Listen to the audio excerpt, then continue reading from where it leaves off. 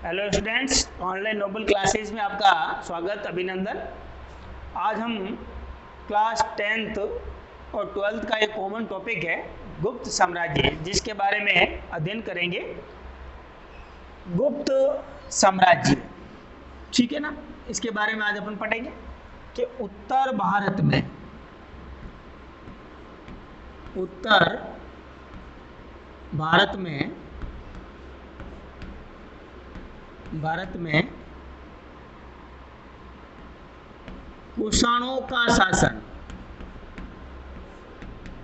कुषाणों का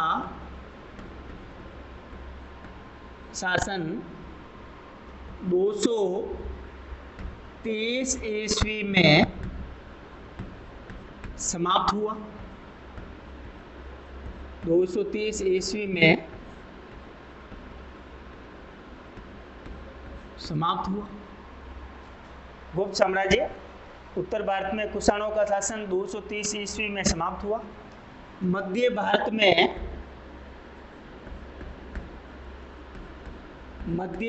में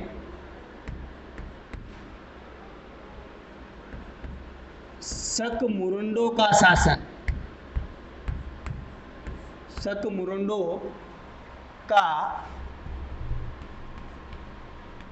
शासन 250 ईस्वी तक रहा।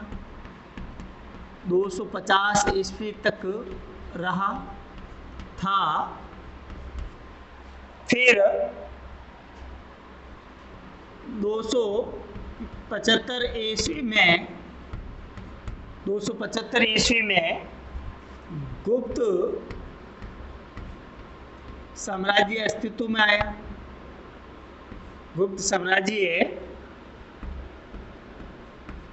अस्तित्व में आया। पुनः अपन बात करते हैं क्लास 10 से संबंधित गुप्त साम्राज्य। तो उत्तर भारत में कुषाणों का शासन जो 230 ईस्वी में उनका शासन समाप्त हुआ था। उसके बाद मध्य भारत में शकमुरुंडों का शासन था जो 250 ईस्वी में समाप्त हुआ।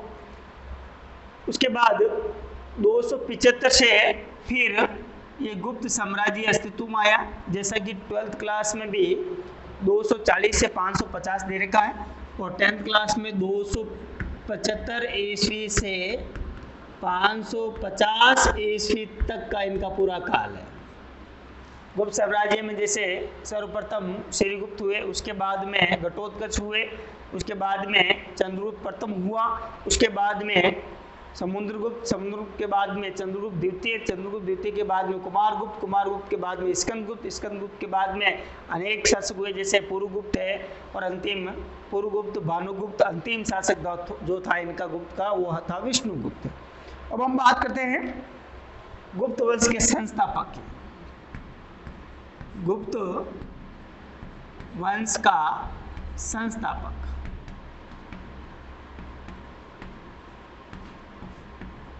गुप्त वंश का संस्थापक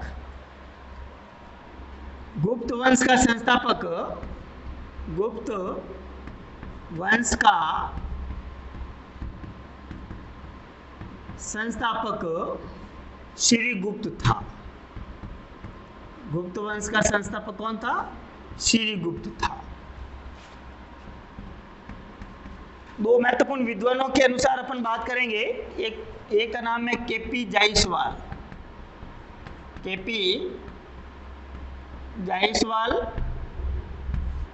व स्मिथ के अनुसार। केपी जायसवाल व स्मिथ के अनुसार श्रीगुप्त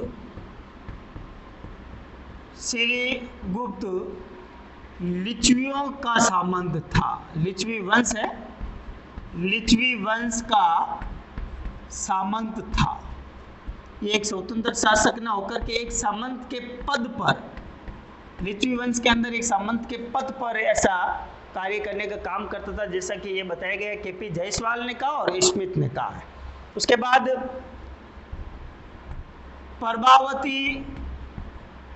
प्रभावती के ताम्रपत्र लेखों में, प्रभावती के ताम्रपत्र यानी पूना के अंदर ताम्रपत्र अभिलेख है। ताम्रपत्र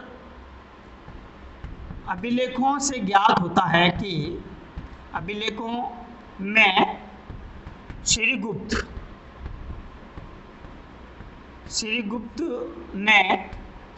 को आदिराज कहा गया। श्रीगुप्त को आदिराज कहा गया है। तो इस प्रकार से ये इनके जीवन की महत्वपूर्ण बातें आपने अभी तक पढ़ी है। वापस गुप्त वंश का संस्थापक श्रीगुप्त था। केपी जायसवाल और स्मिथ के अनुसार श्रीगुप्त लिच्छवी वंश का सामंत था। प्रभावती के ताम्रपत्र यानी पूना के अंदर जो अभिलेखों में श्रीगुप्त को आदिराज भी कहा गया है, यह स्वतंत्र शासक नहीं था। उसके बाद हम अगली बात करते हैं, श्रीगुप्त के बाद में बात करते हैं घटोत्कच की। घटोत्कच की बात करते हैं। घटोत्कच जो है श्रीगुप्त के बाद उत्तराधिकारी बना। श्रीगुप्त के बाद उत्तराधिकारी बना।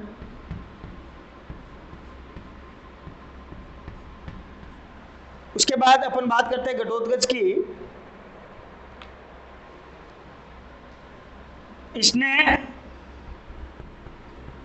इसने महाराज की उपाधि धारण की। महाराज की उपाधि धारण की थी। वापस अपन बात करते हैं, श्रीगुप्त के बाद घटोत्कच जो श्रीगुप्त के बाद उत्तराधिकारी बना, यानी गुप्त साम्राज्य का ये अगला शासक था। इसने महाराज की उपाधि भी धारण की थी। तो ये पूना और रितपुर अभिलेखों में भी इसका जिक्र आता है। उसके बाद अपन बात करते हैं इसको घटोत्कच को या इसको गुप्त वंश का प्रथम शासक माना जाता है। प्रथम शासक भी माना जाता है।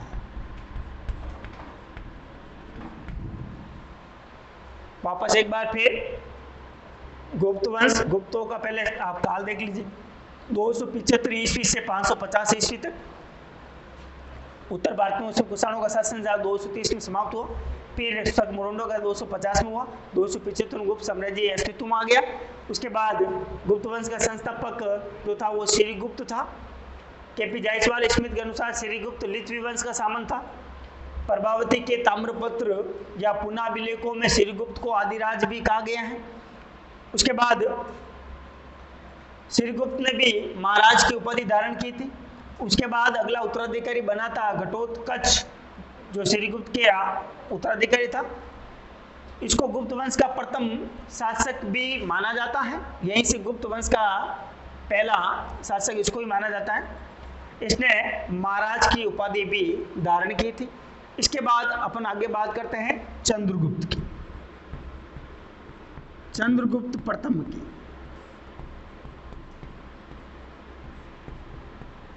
चंद्रगुप्त प्रथम घटोत्कच का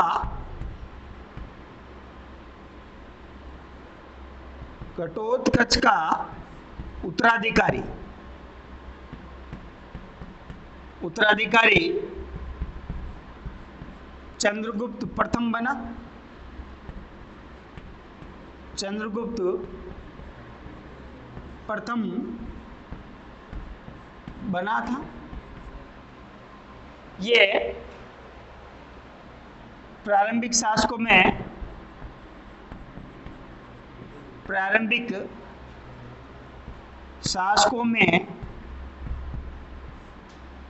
प्रतापी था। उसके बाद चंद्रगुप्त प्रथम ने 319-20 में गुप्त संवत चलाया।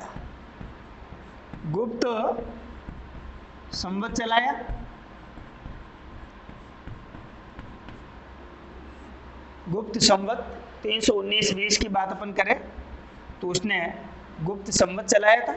इसके बाद चंद्रगुप्त प्रथम ने लिच्छवी वंश की राजकुमारी चंद्रगुप्त प्रथम ने लिच्छवी वंश की राजकुमारी कुमार देवी के साथ विवाह किया। कुमार देवी के साथ विवाह किया था। इसके काल में सोने के सिक्कों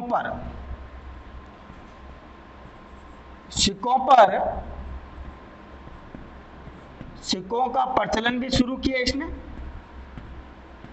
सिक्कों का प्रचलन शुरू किया इसने। कुमार देवी के नाम से सिक्के चलाए। सिक्कों पर लिच्छवे शब्द अंकित है। सिक्कों पर लिच्छवे शब्द अंकित हैं। तो इस प्रकार से एक सामान्य जानकारी आपको मैंने दी है चंद्रगुप्त प्रथम की। वापस अपन बात करें गुप्त साम्राज्य की, तो पहला श्रीगुप्त नंबर 1, उसके बाद घटोत्कच, चंद्रगुप्त प्रथम घटोत्कच श्रीगुप्त के बाद उत्तराधिकारी बना। इसको गुप्त वंश का प्रथम शासक भी माना जाता है। इसने महाराज की उपाधि भी धारण की थी। उसके बाद घटोत्कच के बाद 319 से 335 के लगभग समय था चंद्रगुप्त प्रथम का। घटोत्कच का उत्तराधिकारी चंद्रगुप्त प्रथम बना था। प्रारंभिक शासकों में प्रतापी था ये, और इसने 319-20 में गुप्त संवत भी चलाया था।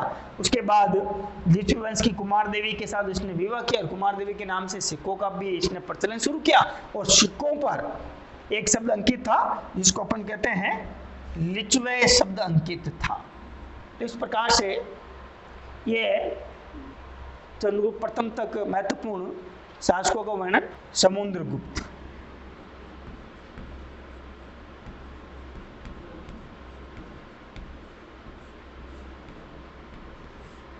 समुद्रगुप्त गुप्त वंश का सबसे महत्वपूर्ण राजा माना जाता है। सबसे महत्वपूर्ण प्रतापी शासक इसको माना गया। समुद्रगुप्त की अनेक उपलब्धियां भी हैं और इसका विस्तृत शासन भी था, जो इनको 5 भागों में भी बांटा गया है। इनके विजित प्रदेशों को हमने 5 भागों में भी बांटा है।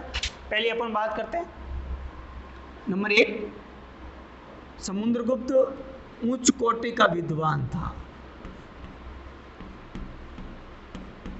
उच्च कोटि का विद्वान, उच्च कोटि का विद्वान।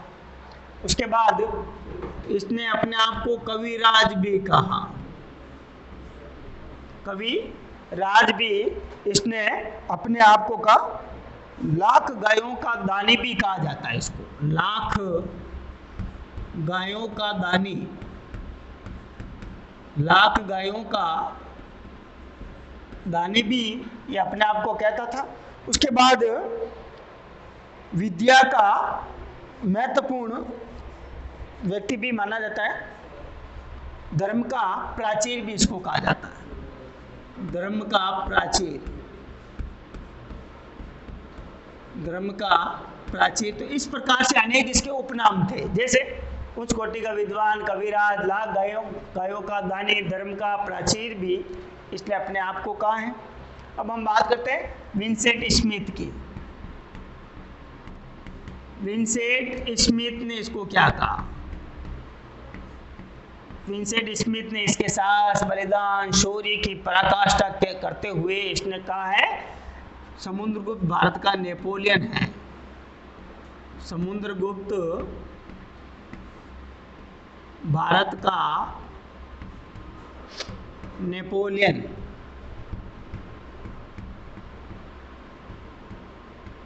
समुद्रगुप्त भारत का नेपोलियन है, ऐसा विंसेंट स्मिथ ने कहा था समुद्रगुप्त के बारे में, कि समुद्रगुप्त भारत का नेपोलियन माना जाता है। इस प्रकार का ये महत्वपूर्ण कथन विंसेंट स्मिथ ने समुद्रगुप्त के बारे में कहा था। उसके बाद अपन आगे बात करते हैं समुद्रगुप्त की। समुद्रगुप्त का विजित प्रदेश, समुद्रगुप्त के विजित प्रदेश जिनके 5 भाग हैं, जिनके 5 भाग हैं। नंबर 1, पहला भाग गंगा का दोआब क्षेत्र, गंगा का दोआब क्षेत्र। दोआब का मतलब हो गया 2 नदियों के बीच की भूमि, जिसको अपन दोआब कहते हैं। 2 नदियों के बीच की भूमि को अपन दोआब कहते हैं। तो ये क्षेत्र हो गया। उसके बाद अपन तो विजित प्रदेशों को, यानी समुद्रगुप्त के विजित प्रदेशों को हम 5 भागों में बांटते हैं। गंगा का दोआब क्षेत्र, दोआब का मतलब हो गया 2 नदियों के बीच की भूमि। उसके बाद हम पूर्वी हिमालय के राज्य, नंबर दूसरा भाग हो गया पूर्वी हिमालय के क्षेत्र, पूर्वी हिमालय के क्षेत्र, ये दूसरा इसका विजित प्रदेश है, ये क्षेत्र जीते हुए हैं। उसके बाद तीसरा पूर्वी विंध्य क्षेत्र, पूर्वी विंध्य क्षेत्र। उसके बाद नंबर 4 हो गया इसका पूर्वी दक्कन, पूर्वी दक्कन। नंबर 5 हो गया दक्षिण भारत के राज्य, दक्षिण भारत के राज्य, दक्षिण भारत के राज्य, यानी सक भी इसमें शामिल है। उसके बाद इसने अपने शासनकाल में एक महत्वपूर्ण नीति अपनाई, ग्रहण मोक्ष अनुग्रह नीति। अब देखिए आप, ये ग्रहण मोक्ष अनुग्रह नीति क्या होती है? समुद्रगुप्त ने अपने शासनकाल में एक नीति अपनाई, ग्रहण मोक्ष अनुग्रह नीति। ग्रहण मोक्ष अनुग्रह नीति क्या होती है? पहला देखिए ग्रहण का अर्थ, ग्रहण का अर्थ क्या होता है? ग्रहण का अर्थ हो गया शत्रु पर अधिकार करना, शत्रु पर अधिकार करना। मोक्ष का मतलब हो गया, मोक्ष का अर्थ हो गया, वैसे महावीर स्वामी की दृष्टि से और बौद्ध धर्म के महात्मा बुद्ध की दृष्टि से मोक्ष का अर्थ होता है जीवन मरण के बंधन से मुक्ति। परंतु समुद्रगुप्त के शासन काल में ग्रहण मोक्ष अनुग्रह की जो नीति थी, इसके अलग अर्थ है। ग्रहण का मतलब हो गया शत्रु पर अधिकार करना, और मोक्ष का अर्थ हो गया शत्रु को छोड़ना, शत्रु को छोड़ना या मुक्त करना, छोड़ना या मुक्त करना। उसके बाद नंबर 3 है अनुग्रह। अनुग्रह का मतलब हो गया शत्रुओं के राज्यों को लौटाना, शत्रुओं के राज्यों को लौटाना। तो इस प्रकार से अनुग्रह का मतलब हो गया शत्रु के राज्यों को लौटाना, यानी राज्यों को वापस लौटाना। तो इस प्रकार से राज्यों को लौटाना। तो इस प्रकार से समुद्रगुप्त की ये हो गई ग्रहण मोक्ष अनुग्रह नीति। अब हम आगे चलते हैं, समुद्रगुप्त के बारे में और विस्तृत बात करेंगे। अब हम बात करते हैं समुद्रगुप्त की, कि समुद्रगुप्त का आदर्श क्या था। आदर्श, इसका महत्वपूर्ण आदर्श था दिग्विजय, दिग्विजय व एकीकरण। समुद्रगुप्त का महत्वपूर्ण आदर्श था दिग्विजय व एकीकरण। इसके बाद हम आगे बात करते हैं समुद्रगुप्त का दरबारी कवि, समुद्रगुप्त का दरबारी कवि, दरबारी कवि जिसका नाम था हरिसेन। समुद्रगुप्त का जो दरबारी कवि था वो था हरिसेन। इस हरिसेन ने एक महत्वपूर्ण प्रशस्ति लिखी है, प्रयाग प्रशस्ति। प्रयाग प्रशस्ति जो इलाहाबाद उत्तर प्रदेश के अंदर स्थित है, इलाहाबाद उत्तर प्रदेश में ये प्रशस्ति उत्कीर्ण है। प्रयाग प्रशस्ति उसी खंबे पर है जिसके ऊपर अशोक का अभिलेख भी उत्कीर्ण है। तो अशोक, सम्राट अशोक और गुप्त की ये प्रयाग प्रशस्ति एक ही जगह पर उत्कीर्ण है। प्रयाग प्रशस्ति के अंदर समुद्रगुप्त की विजयों का, समुद्रगुप्त के शासकीय कार्यों का, समुद्रगुप्त की जीवनी का विभिन्न प्रकार का वर्णन इस प्रयाग प्रशस्ति में कहा गया है। इस प्रयाग प्रशस्ति को इलाहाबाद प्रशस्ति के नाम से भी जाना जाता है, पुकारा जाता है। इसके बाद आगे की अपन बात करें, समुद्रगुप्त ने अश्वमेध यज्ञ भी किया। अश्वमेध यज्ञ का आयोजन भी इसने अपने शासनकाल में किया, आयोजन भी किया।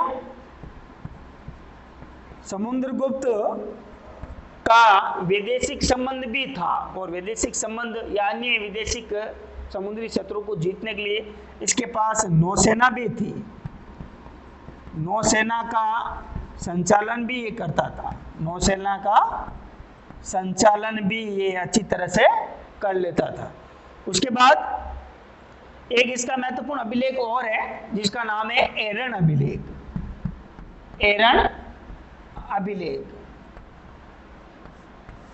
ऐतिहासिक जानकारी या ऐतिहासिक स्रोतों के आधार पर यह माना जाता है कि समुद्रगुप्त 100 युद्धों का विजेता माना गया, 100 युद्धों का विजेता समुद्रगुप्त को माना गया है। उसके बाद समुद्रगुप्त को विभिन्न सिक्कों पर, सिक्कों का प्रचलन था, समुद्रगुप्त के समय सिक्कों का जो प्रचलन था उन सिक्कों पर वीणा बजाते हुए दर्शाया गया, वीणा बजाते हुए दर्शाया गया, समुद्रगुप्त को वीणा बजाते हुए दर्शाया गया है। उसके बाद सिक्कों पर अश्वमेध पराक्रम, अश्वमेध पराक्रम भी लिखा हुआ, पराक्रम भी लिखा हुआ मिलता है।